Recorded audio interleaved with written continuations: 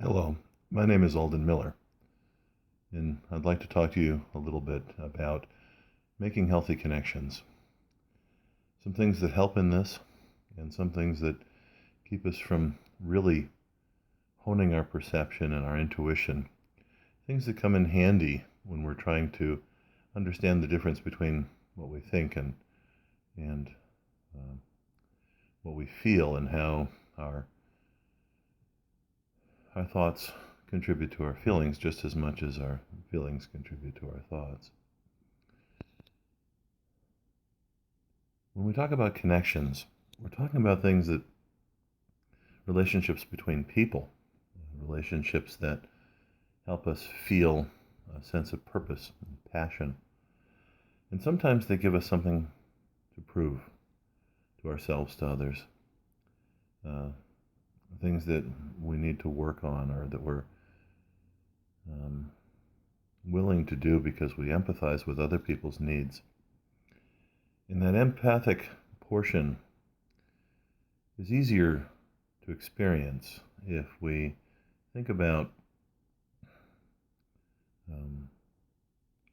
how a person is affected by their own emotions, by their conditions, their situation, and how we contribute to it. In the big book, it covers addiction and abuse. We understand that dishonesty, fear, resentment, and selfishness separate us from other people. They separate us from having a connection. If we use these things, we present honesty in a way that keeps other people from understanding the full picture. We use one particular truth to shield them from the others. Then for ourselves and for the other person, we hurt their intuition, we hurt their ability to perceive who we are. When we put who we are on the table, and when we're willing to be vulnerable in that way, then we have fewer agendas, we have fewer shadows, or sort of things that are not really exposed to the light. When we're aware of what our motives are, and when we're aware of what other people's needs are, and we put those on the table, we're really able to help them. We're really able to understand how we get from where we're at to where we need to be.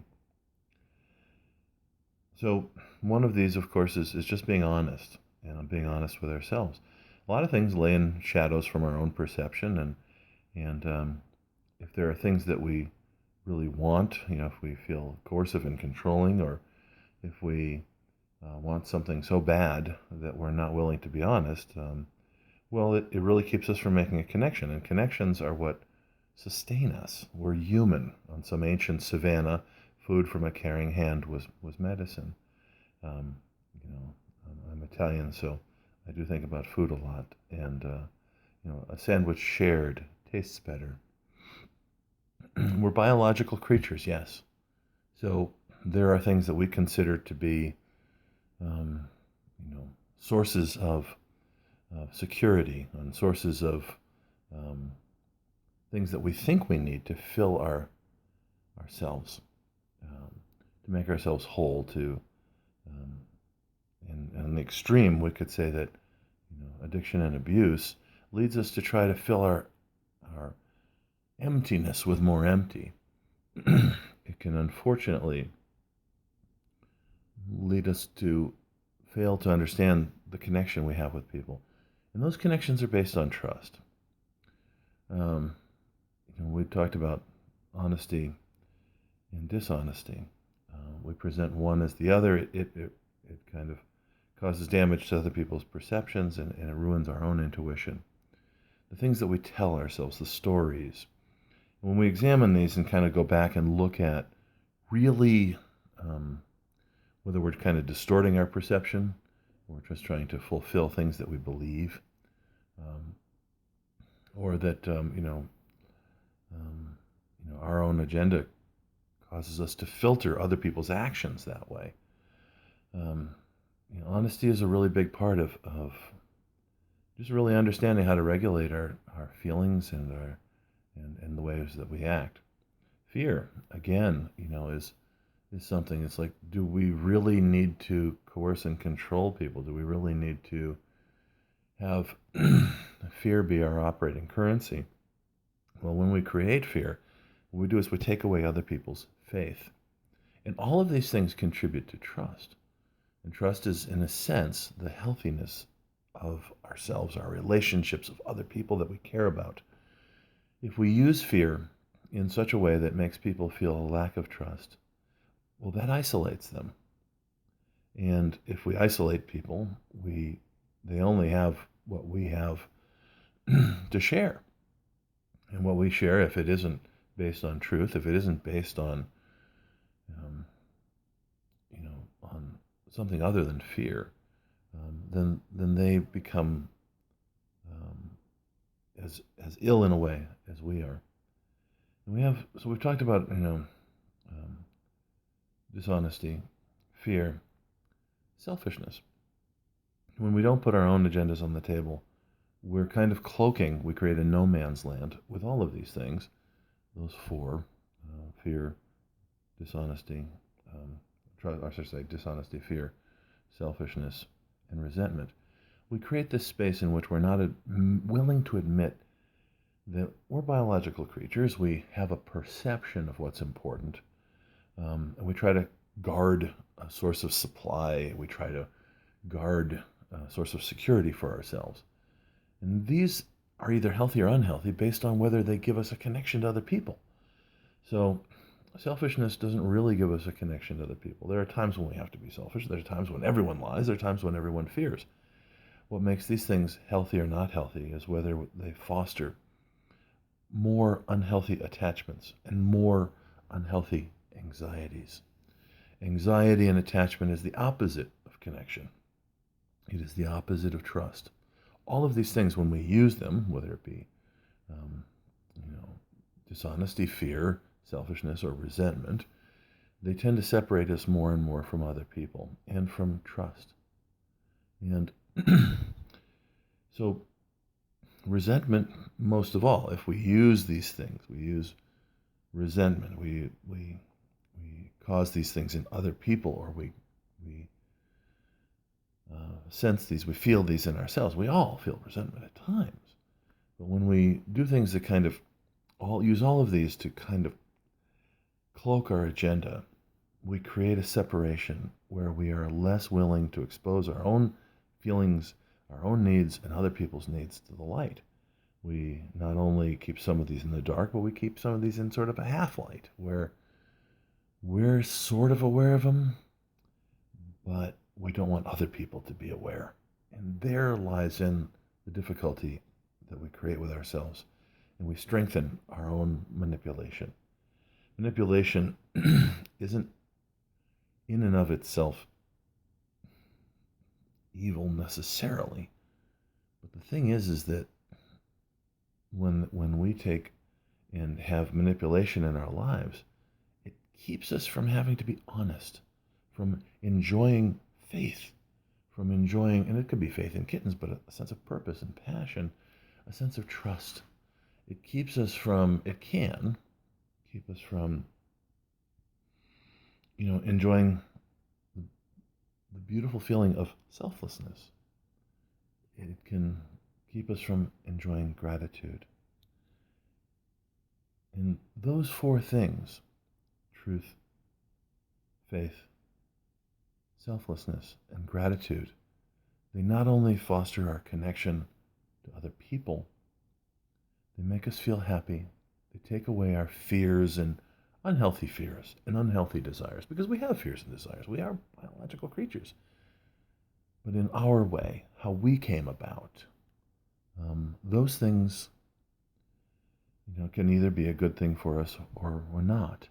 Because we're somewhat impermanent, our ability to have empathy and to contribute our energy to give to other people, to help them grow, to lead, to follow, to admit our foibles, to understand other people, and to really be curious about them and how they feel.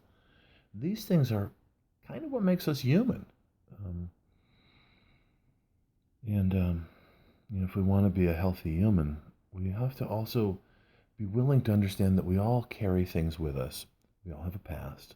We all filter other people through ourselves and ourselves through other people's experiences. We compare these, and yet we can come to the same conclusions for different reasons or different conclusions for the same reasons because we are not all the same, joyously so. Well, that is only to say that our ability to perceive truth, our ability to perceive, you know, you know, what is a healthy fear or healthy confidence in things, faith in things, to perceive what is healthy amounts of selflessness and healthy amounts of selfishness, um, because doing only for others is a diplomatic way to cease to exist. So you have to have some sort of self-care going on.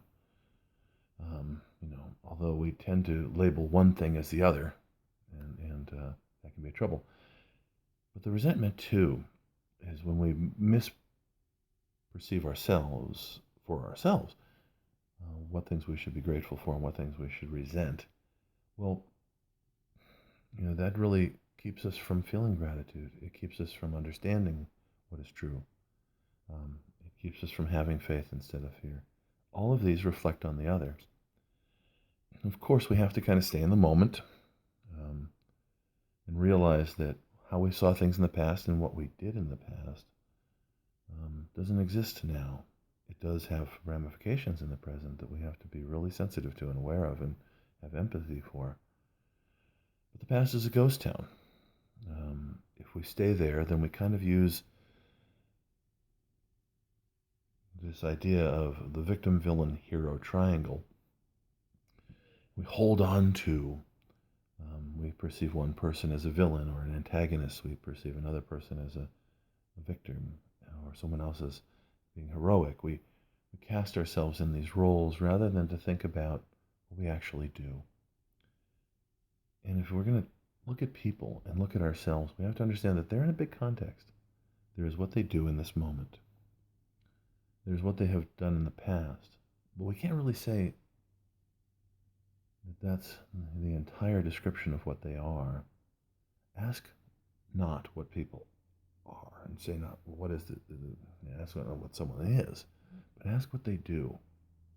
Because what we do really determines who we are in a way. The past, however, is kind of a ghost town. We can't go back there and change it any more than we can fight a fire with bare hands. But we can look at it in a way that's kind of dispassionate, with forgiveness for other people, with forgiveness for ourselves, because then we don't have to control, we don't have to coerce, we don't have to try to protect something and create this internal tension between ourselves and other people. When we don't have our agendas on the table, we do just that. We create this in that sort of semi-shadow where we are aware of our own motives, opportunities that we've had, methods, and we don't really share those with other people. And because of this, we separate ourselves from them. And this creates tension inside of us. We want to protect our agenda without really revealing it. And it also creates tension in other people and between people. And that's when we get into anxiety. That's when we get into having these unhealthy attachments because we're not able to have things out in the open and invite sorry, I'm on a vinyl chair. Invite understanding. And understanding is really a good way to make connections with people. Understanding who we are and who they are, what everyone needs. When we do that, we're not as defensive. And so, with all of these things, we talked a little bit about forgiveness. We forgive when people have been dishonest. We forgive because sometimes we believe in people even when we don't believe them. When people are more fearful than they really need to be, and this causes them difficulties or more selfish or more resentful. But these are really the four things that will tell us whether or not we're able to form a connection. And so as we look at and try to understand who we are in the present, we have to be comfortable looking at who we were in the past. We have to be able to see if there are ways of viewing that differently, viewing ourselves differently. By understanding these things, by understanding whether we're telling ourselves a story that we blame shift by making ourselves a victim, or we keep ourselves chained to our past by making ourselves a victim of our own behavior through guilt. And guilt is not so unhealthy. But when it keeps us from growing because we can't examine ourselves because we've maybe been abused as a kid or overly praised in some way for everything we ever did, but we weren't encouraged by that abuse to realize that we're good people, or we're not encouraged by that criticism to realize that other people are good people, or we're so excessively praised for everything we do, no matter what, that we're really not encouraged to examine who we are. Then that creates separation, that creates frustration, that creates resentment, and again, it keeps us from connection. And if the bottom line is connection, then sometimes we have to let go of resentment. We have to forgive in order to make healthy connections, in order to enjoy our life. And some people have said, it sounds kind of a strange phrase, but they'll say something along the lines of, the best revenge is to simply live well. And sometimes to live well, you have to let go of that baggage of the past. Look it in the face, understand what it's done, understand what you've done, what other people have done, and ask not what someone is, but what they've done. And then sit there and let it go. How do we let it go? Well, sometimes we have to find joy in the world. We have to go out and find wonder in it. Go swim with sea turtles.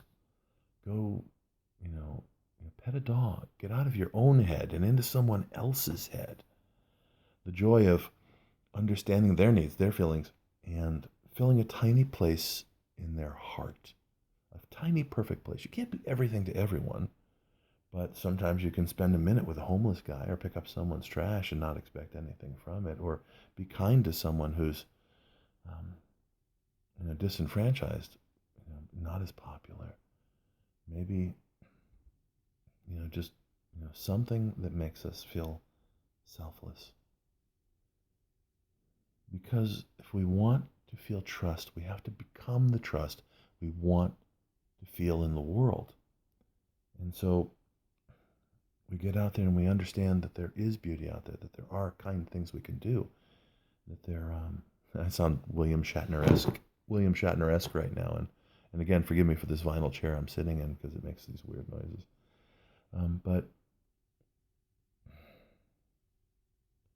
when we get out there and we understand through this humility of spirit that we're willing to embrace truth, we're willing to embrace faith in something, a belief that something we do matters, that other people matter. It doesn't have to be eternity. Life doesn't have meaning only if we live forever. But we do have things that we can do while we're here in our time with our energies, that we are better than nothing. When we feel like nothing, it's because we haven't seen our own effect. We haven't felt our own ability to get out there and filter through all these grains of sand and find that gem. It could be many things. It could be making someone smile. It could be music. It could be whatever it is that, breathing life into things that come back to visit in a good way, according to the energy we gave them, and to understand how these things return. And if we can let go, if we don't have to try to control everything, if we don't separate people from people and their own experiences, and we don't try to control the narrative, then we're willing to be at home where we are within ourselves and at home with other people, because we do have healthy intuition, because we do have healthy perception. We're willing to learn. We're willing to impale ourselves on our failures without judging ourselves so harshly that we re-victimize ourselves because we perceive that we have to tell hero stories. Even when we're differential, even when we're, um, wrong word entirely, even when we're um, looking at ourselves and we say, I did something that I'm not proud of. We don't, it's not necessarily that we do that to, appear humble or appear like a hero. But we can spin that victim, villain, hero triangle like a gunslinger. I'm a hero because I don't even want to give an example, but we do this a lot. And one thing that when we don't have real connections with other people, we try to put other people down to put ourselves up, kind of this seesaw behavior. And one way we can do that is by trying to present ourselves in a way that makes us look good. And that's that part where we're driven to be a hero, when in reality, we're all a mix of, we're what we do. And we don't have to label it or filter our understanding of what we have been to be a hero. Or see someone else as a villain because even the ways in which they're good make us jealous. We don't have to sit there and say someone is a villain because what they are and what they want conflicts with our agenda. And we don't have to sort of a victim, villain, hero triangle. We can take that and we can really sort of differentiate ourselves. So we can really separate ourselves from other people by pretending that way. And one way we can talk about ourselves and other people is by understanding what our motive is, what opportunities we have had in our life that might explain why we behave the way we do, and what methods we use.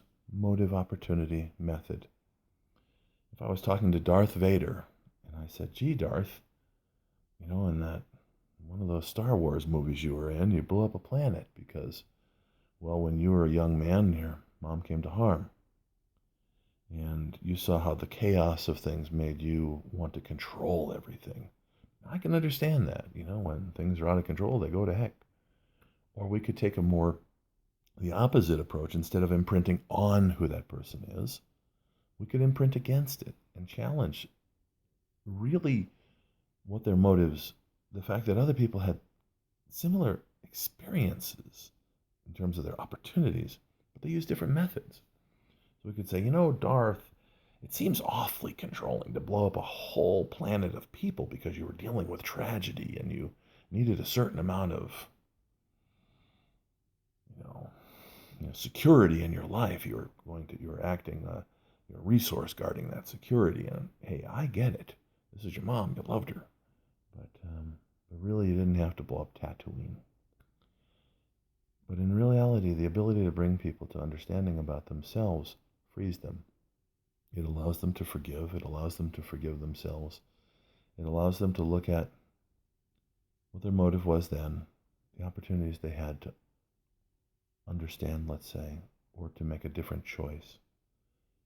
And it also allows us to understand why our methods are either healthy or not healthy.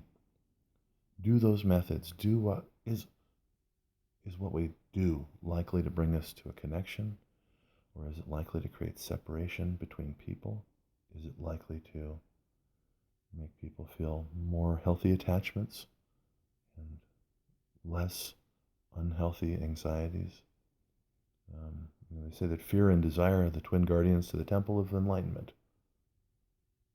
I try to understand what that means, but I'm a biological creature, and I'm fallible, but in a good way.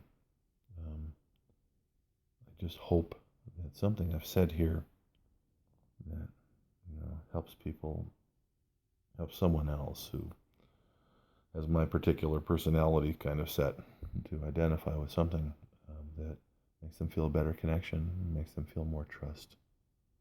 And that's all I have. That's pretty much all I know. That's everything. Thank you. Talk to you later.